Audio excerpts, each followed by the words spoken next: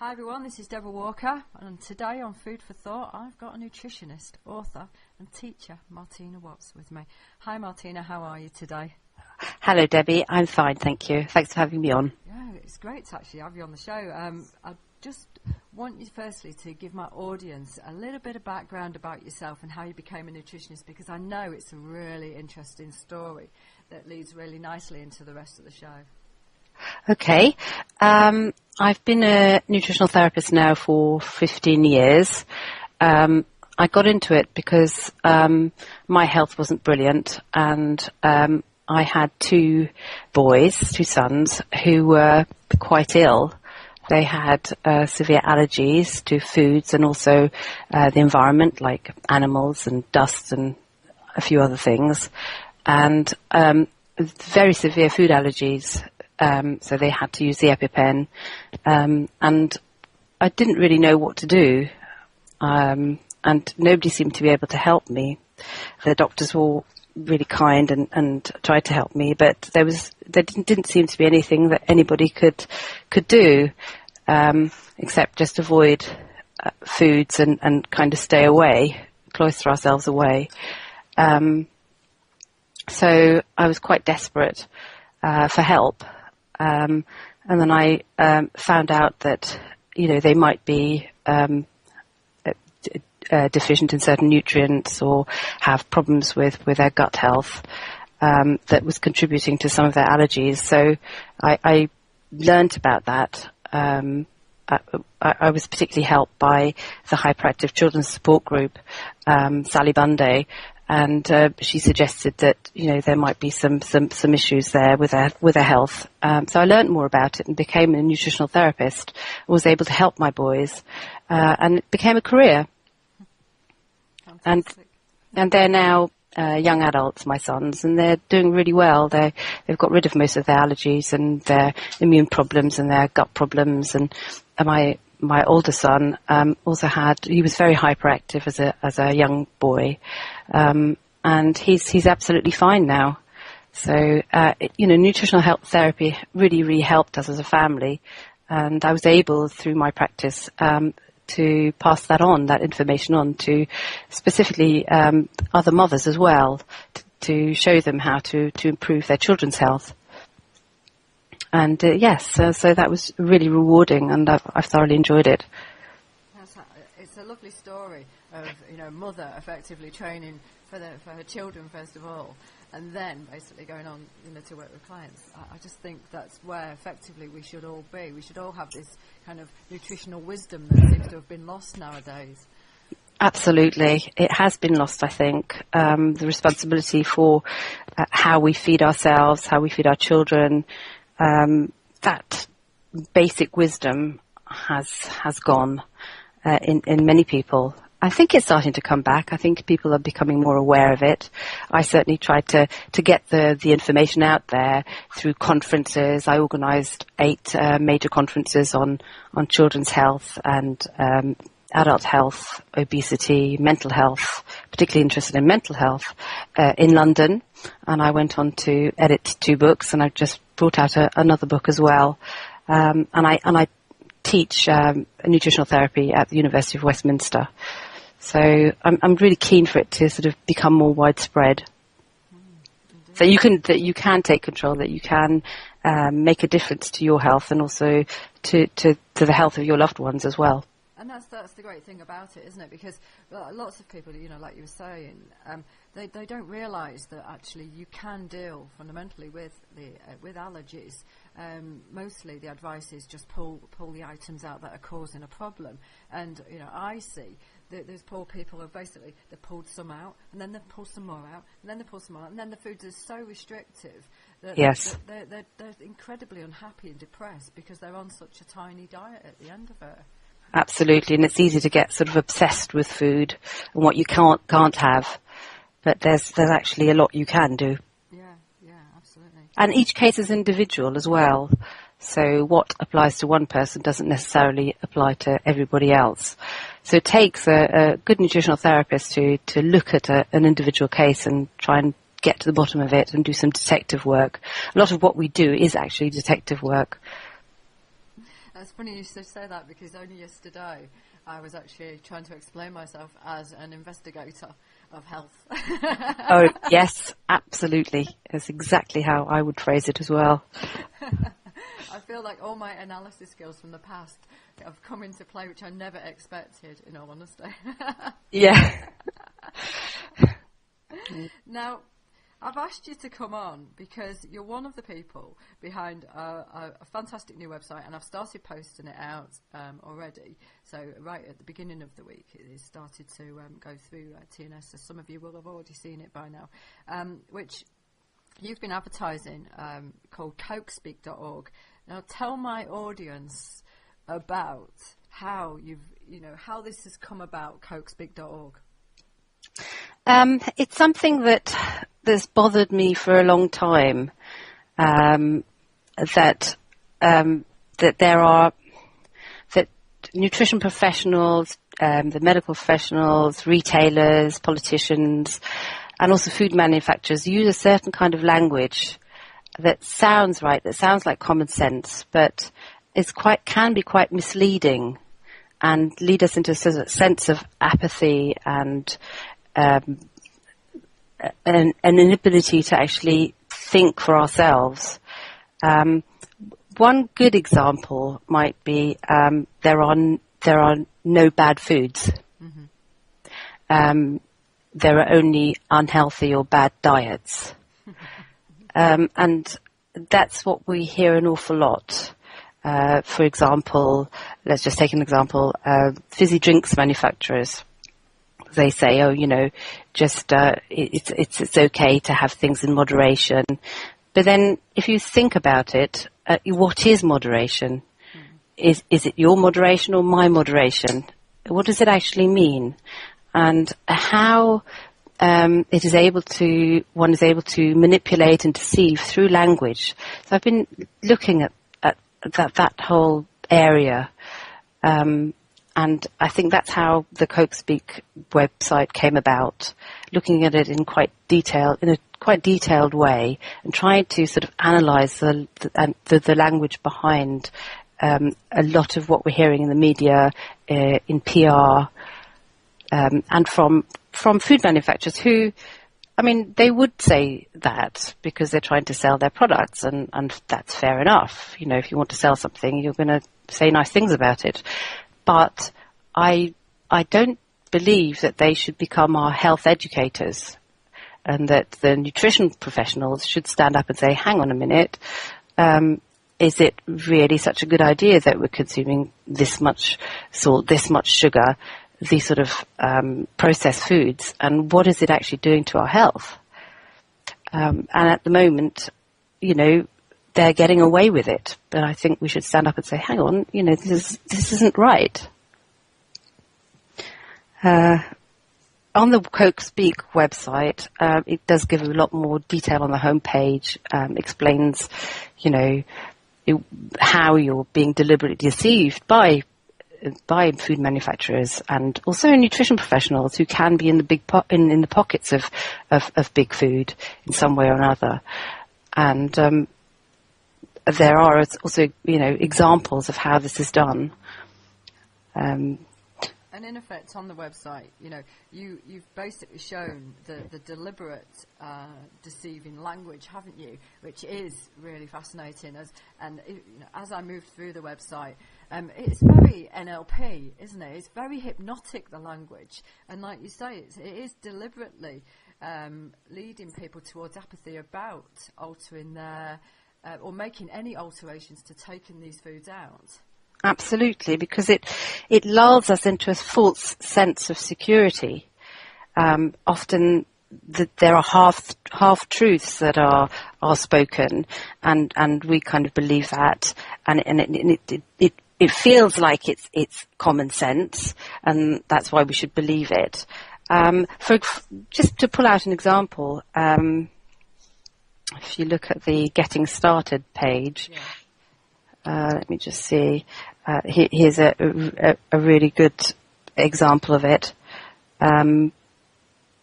So people tend to classify foods as either good or bad, and there is no such thing as a bad food, only bad diets. The best way to ensure that you eat a good diet, according to reputable nutritionists, is to consume a variety of foods and beverages in moderation. Now, that sounds really good advice, doesn't it? It sounds like common sense, and it's hard to really disagree with it.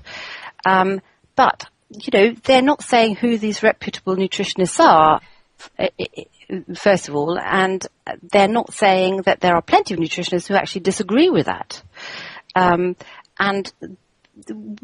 I completely don't see where the research is that there are no bad foods. Of course there are bad foods. There are poisonous mushrooms. There's food that's gone off. There's a fizzy drinks can with 10 teaspoons of sugar in it. That's a bad food. How can you say that there are no bad foods? Sorry. No, I was just going to say I absolutely agree, because for me there are bad foods, like you say, and there are foods that fundamentally damage the body. Absolutely, yeah. To be fair, the food industry has taken steps to reduce the salt intake, in foods, and some of the trans fats have gone as well.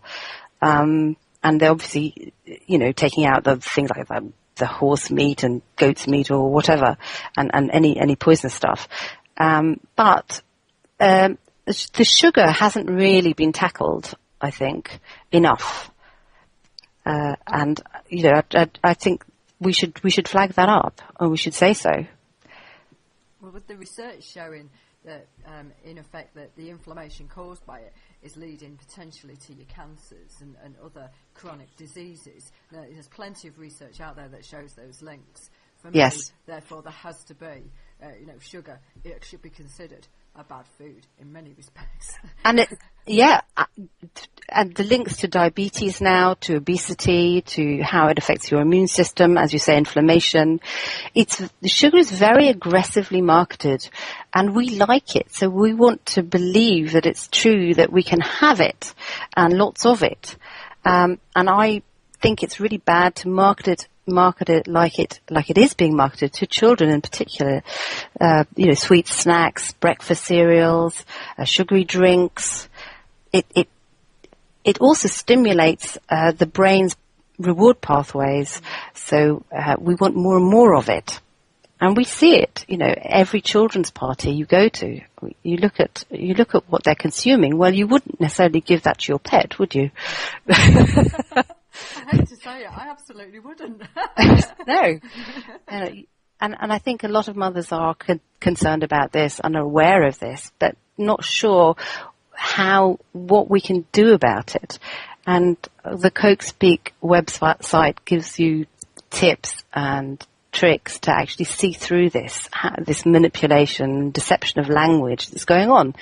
And what makes me cross is not actually the food manufacturers, the fizzy drinks manufacturers. They're really in a common market trying to sell their goods, which is fair enough. It's the nutritional professionals who go along with it, who are telling us, it's okay to consume as part of a healthy, balanced diet. When we know that most children are not even consuming their 2 vegetables a day. So they should be taken to task, the nutrition professionals, because they're not going against this. And what is frightening for me, and you've actually highlighted this on the Coke Speak website, is the fact that there's some educational programs, and these are in the States, so these are in the US, for the dietitians that are actually being sponsored by fizzy drinks manufacturers. Absolutely. That's what I'm saying. They are becoming now the educators, the health educators. Think about the crisps and the celebrities and the football stars promoting crisps. And that's more than your normal, one bag of crisps is your sort of intake of salt for the day.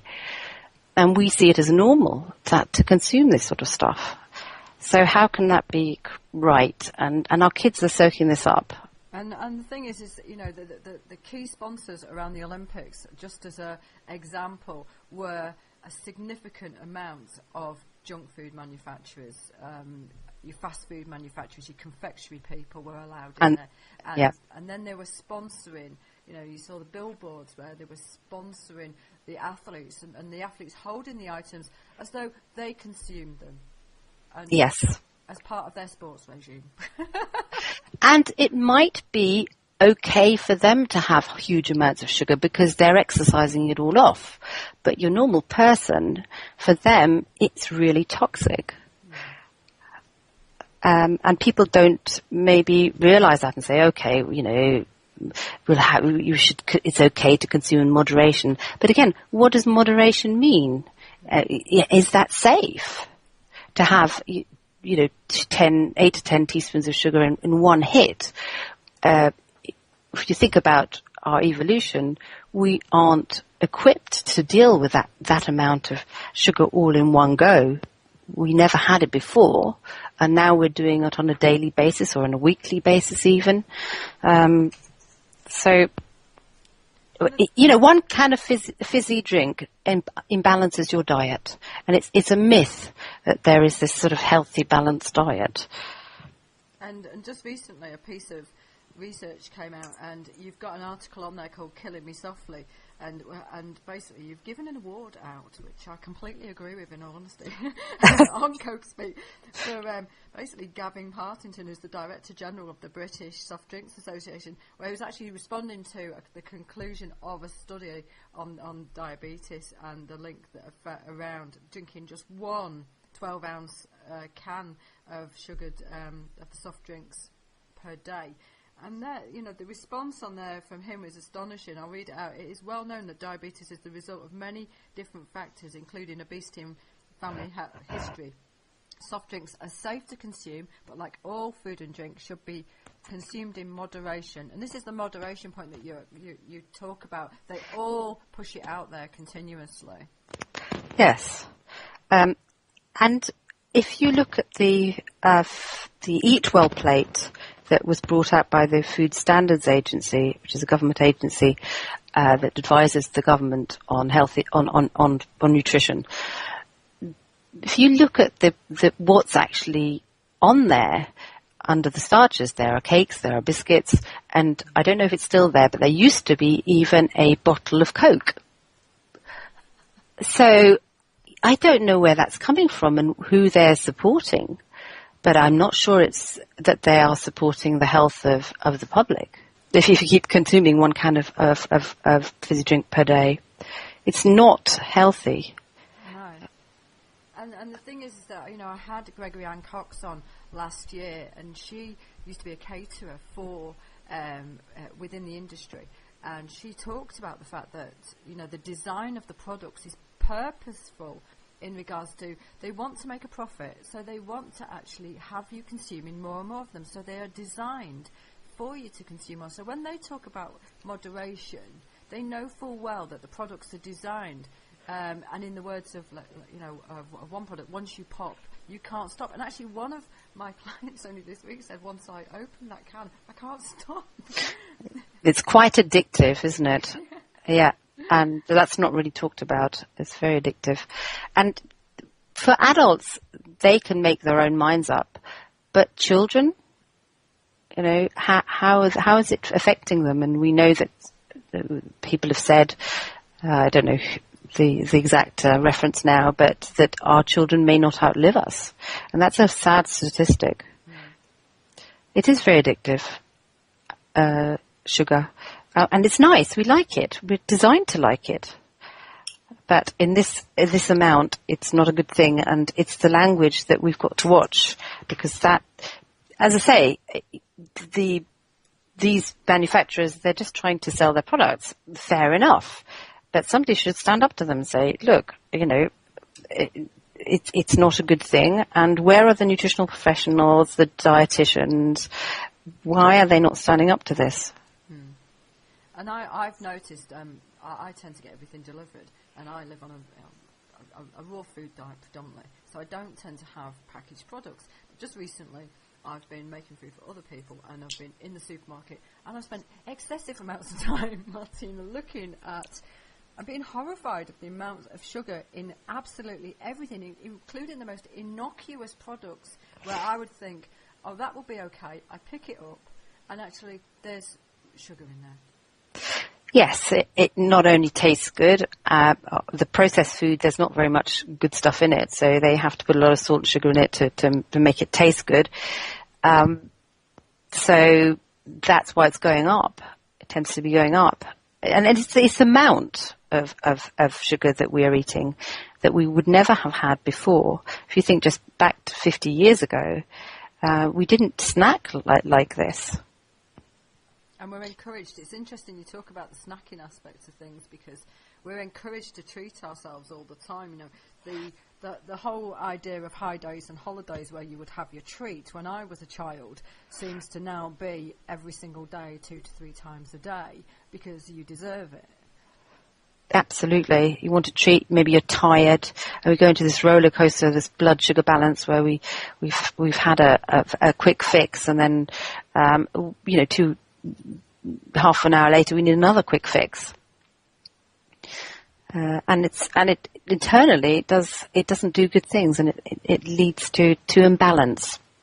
There are plenty of things you can do. One of the things that's happened is that we've removed the fibre. It's this intake of pure sugar in lots of different forms, whether it's, fructose or glucose or molasses or honey, it doesn't matter. It's the amount of it that we're getting without the fibre. Also, I think the recession doesn't help. Processed foods tend to be cheap, and there are often special offers on for these sort of foods, packaged food, processed foods, 2-for-1 offers. And because it's cheap and we don't have a lot of money, we go for these things. And we're tired, we may not want to cook or have the time to cook. So all of this is playing to the hands of processed food manufacturers. And touching on that, you've actually got an ebook downloadable, haven't you, on your website, on healthbanks.co.uk, which effectively is about healthy eating on a budget. It is. And I've had 4,000 downloads of that, so it does touch a nerve. Wow. It came about because I was in my local supermarket, the closest one to me, and there was a young man working there, and I told him I was a nutritional therapist, and he said, "Oh, I would love to eat healthy foods, but I just can't afford it on my salary, even with the staff discount."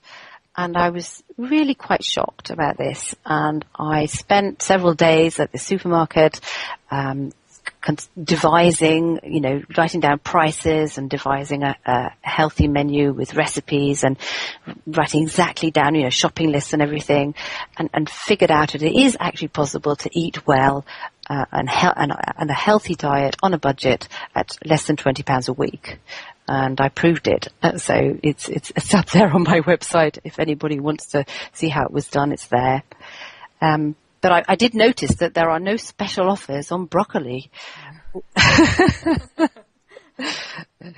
There are special offers on fizzy drinks, but not on healthier foods, which is a pity, because that's what we need. We don't need a lot. It's also the amount we're eating of this stuff. And because it's packaged, it's sold to us in a way that is deceptive and manipulative. That's what the Coke Speak website is all about, and how you can fight back and how you can see through it. It teaches you basically how to see through it, and to see behind the language that's being used, so that you can make your own mind up and make your own decisions about your own health. Which you can do. And you've got an article on the site which uses the model of Peter Klein's work of how not to pay debt, which I thought was really quite interesting, to be honest, using the whole denial, delay, confusion, and then part payment, as he calls it.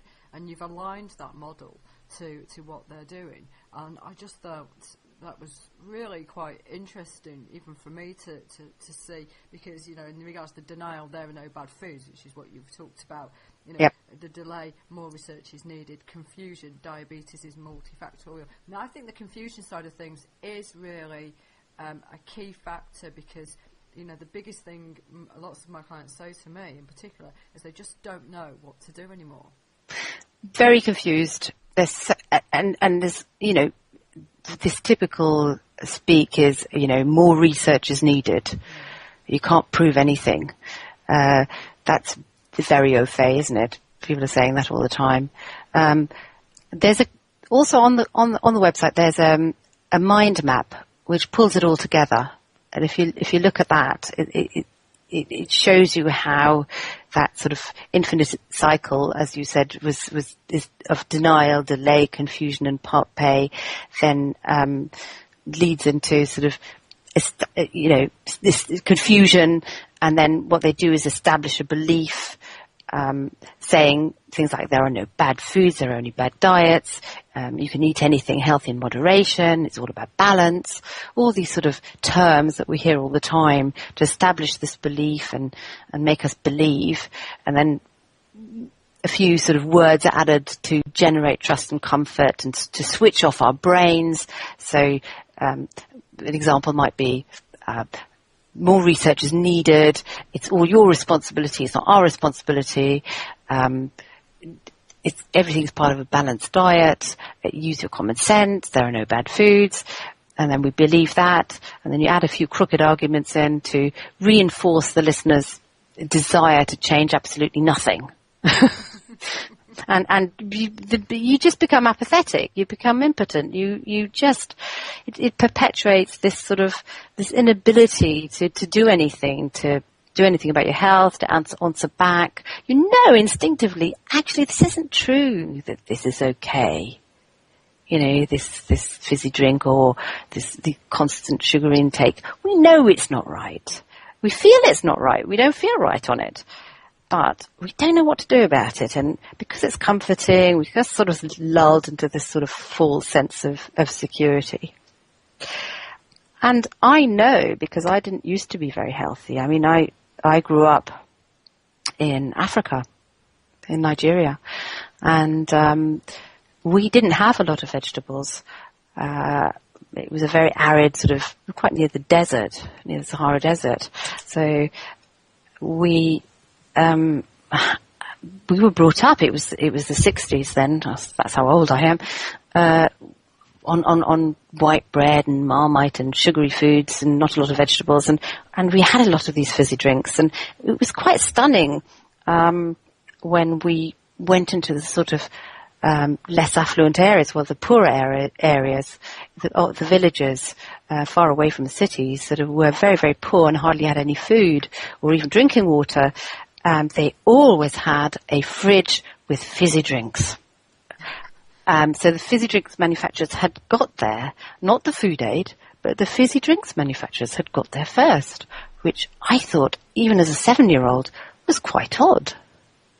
I mean, I loved it. I loved those fizzy drinks, and I had an awful lot of them. I enjoyed them.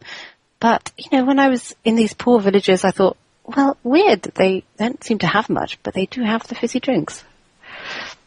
I think that's the first time I became aware of sort of discrepancy, and yeah. It's just an astonishing story in many respects, isn't it? When you say the food aid. In fact, I'm a bit lost for words in regards to rather than food aid, there is fizzy drinks in that sort of environment. That environment didn't fit. There was something incongruous about it. There was something not right, and I felt it then. And I think people do realise that when they listen to sports personalities or nutrition professionals talking about diet these days, that they know instinctively something's not right, but they can't put their finger on it. It's a very sophisticated language that they're speaking, very sophisticated. It owes a lot to NLP, as you say.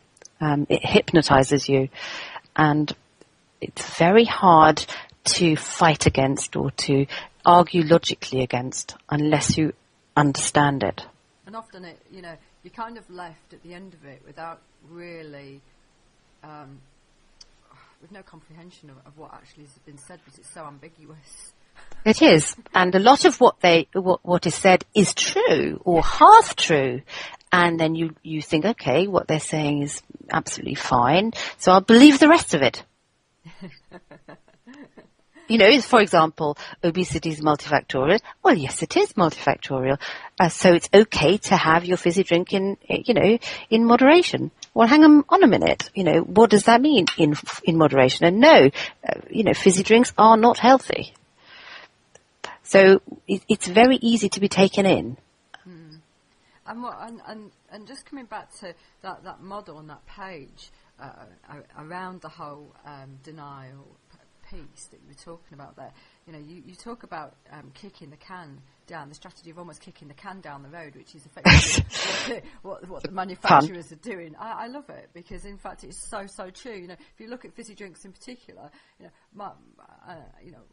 or just about my clients will say, I've moved from the sugary fizzy drink to the zero and the sweetener fizzy drinks, and the look of the look on my face must be a picture in many respects, but because it is the whole kick in the can, they've provided another option there, which actually is no better.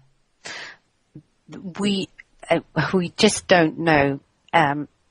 So the research is still out on artificial sweeteners. I don't think it's good, but we're not retraining people's taste buds. They're very addictive, and it doesn't make people want sugary things any less. So rather than re-educating and learning about healthier options, which it's just the same, we're paying money out to drink dubious quality chemicals. Indeed. Yeah. And we're getting completely meaningless pieces of advice. So when people are saying, reputable nutritionists say something or other, well, who are these nutritionists, and what about the ones that speak against it? We don't hear about them. It's very selective cherry picking. And it's quite hard for your average person to argue against. You feel helpless. You don't know what to believe. And you've got organisations, the big organisations who, when they do get a piece of research that clearly states that type of drink or food is causing a problem, they then call it bad science, don't they? So they then immediately put that reference against it. They do. That's the denial tactic, isn't it? The delay and denial. And that goes through an endless cycle of denial, delay, confusion. And then eventually when they can no longer deny it anymore, they kind of part pay. They say, okay, well, maybe sugar's not so good. So how about, you have the zero drinks instead? and then somebody said, well, hang on a minute. What about them? And then they go into denial again. You get this whole cycle starting over and over again: denial, delay, confusion, and then part pay again. It's a very common theme, and it's been around for a long time. Oh. And it started with the cigarettes, if you think about it, the tobacco industry, where it was great to have cigarettes, wasn't it? It was healthy for you. And then it took the tobacco companies an awfully long time to admit at the end, or stop paying out, or whatever they did, that it actually is very harmful. Well, you've got adverts that are from the 1950s, which clearly show you a person in a white coat with a cigarette saying, doctors actually say that it's good for you. Yeah, doctors recommend them. Yes, absolutely. And how that's backtracked. It's very sophisticated form of language, form of thought, and we need to be able to see through that, and that's not always easy. So the Coke Speak website was just there to really educate the public. It's a not-for-profit website. Anybody can have access to it and download the mind map and just educate themselves of what is actually going on, so we can see through it and we can inform ourselves. Well, it is all about educating ourselves, because fundamentally we have we have the wisdom of our own bodies, and we should be going with our own intuition, and we need to be educated to enable ourselves to make those informed decisions that support our health. And if you don't have the knowledge, or you don't have that information, let's say, if you don't have the information, you can't inform yourself. If you only have it on a one-sided, from the media, from television adverts, from what certain nutritional professionals are telling us, we only see one side of the story. And we're not, if you think about it, it only takes 1 or 2 generations of eating junk food and cooking with microwaves or whatever to lose all of that wisdom and all of that knowledge that has been passed down generations from our mothers, from our grandmothers, of how we can actually use food to improve our health. So that wisdom can be very quickly lost just in one generation. Yeah, it's really sad, isn't it? Now, you talked about the confusion aspects of things previously. Now, for me, I actually don't deal with weight loss personally, but I feel there's loads of confusion around the fact that my clients will always come and they'll talk about calories. And I know that this particular information around calories is predominantly fueled by different media sources. Now, calories, they're not all the same for the body. Can you, as a nutritionist, explain what I just think there's a huge myth around a calorie is a calorie? Yes, everybody's saying that, aren't they? So it's all about calories in versus calories out. But it's actually much more complicated than that. For example, if you eat a protein or food with fibre that also contains carbohydrates, you'll be fuller for longer. Whereas if you just take in calories from, liquid calories from a fizzy drink, for example, or a snack, sugary snack, you'll have a quick hit of energy, and your blood sugar levels will go up quickly, but also fall very quickly, and you'll have the need to have more. Your whole biochemistry is much more imbalanced, and you have the need to eat more. You might have more addictions as well, so you might eat more as a consequence. So the long-term effects of eating such a diet is very different to eating a more natural diet, a healthier diet, which contains a more of a variety of different foods, rather than just this very highly refined processed food. There's a lot of weight loss, let me position this right, groups out there who effectively, within what they provide are the whole calorie in, calorie out, and they are promoting what are junk food even in their own ranges at times, which I just think is, for me it's been driven by profits. It is. It's not pucker nutritional science, and it's sponsored by, big corporations that want to sell their products, but it's not necessarily what is good for you and me. So, if you were to give 3 key pieces of advice to someone in regards to working their way around all of the Coke speak, what would it be, Martina? Well, to look at the website, I would look at the homepage. I would look at the Getting Started page, which really explains everything, and the mind map. That gives you a really good view of what's on there. There's loads of stuff on there, Mogadon words and which I love. Just talk about Mogadon words for us. I've forgotten. I've got that written down on the other page. Explain that to us. Okay. For example, let me just get the mind map up. Actually, sorry, if I can find it. Here it is.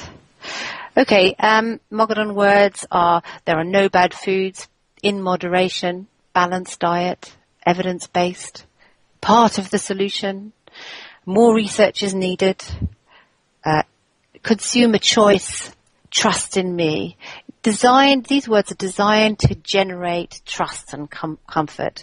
They're designed to switch off your brain immediately and just believe in this sort of hypnotic, these these hypnotic words and think, my world is okay. It's okay to have that ice cream, and it's okay to have that fizzy drink. It's all safe and secure, and the security blanket. And there are lots on crooked arguments and how to counter those. What you can say if somebody says, "Oh, believe me, I'm a doctor, I'm a scientist, I'm a nutritional professional." Well, therefore we should believe you. Actually, no. We should look at what you're actually saying, rather than just because you're somebody in a white coat doesn't make what you're saying true. And I love the quote on one of your pages. Can't remember which one it is actually, but it says, "It's safe to consume a level of plutonium," and therefore, all these safe levels of things. And exactly. Yeah, and perhaps Miss Piggy from Sesame Street had it right when she offered the advice to never eat more than you can lift, which I just thought was hilarious. It is hilarious. The idea is to get the word Coke Speak into the dictionary so that people understand what it is, and they can apply it to lots of different areas as well, whether it's fluoride in the drinking water or certain drugs that people are profiting from that actually don't make people particularly better, but have side effects. Whatever it is, that's what the aim is, to get the word Coke Speak into public consciousness, so that we can see, actually, hang on, what are they actually saying, and is it true?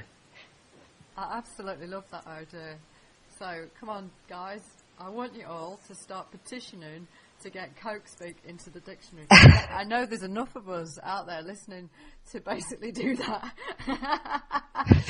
So, Martina, you've got a new book out soon. Tell us about this new book. Yep, it should be out next week, in sort of mid-May. It's called 49 Ways to Eat Yourself Well, Nutritional Science One Bite at a Time. And it just is looking at food, where it's come from, the folklore, the history, so that we can connect a bit more with what is actually good for us, whether it's oregano or coconuts or lemons, and how you can use them in your daily diet. You can just basically pick one. There's 49 different foods, and you just pick one out. You don't have to read it sequentially. Pick one out and try it out. And there are recipes in there, handy tips, what you can do with them. There's even chocolates in there. So it's not all really boring stuff. How you can use your food to have a really healthy but economical diet and enjoy it. That sounds such a cracking idea. Try one thing a day for 49 days. Absolutely. And these are all foods we know. There's nothing sort of really difficult or complicated. I don't do complicated. It has to be, I have a busy life. It has to be easy. And you can substitute things as well, because I know what it's like to have allergies and not to be able to eat things. And you can substitute things. You don't need to do the same as everybody else. You're an individual. And that the book caters for that. And you can try things out. Is it downloadable on Kindle?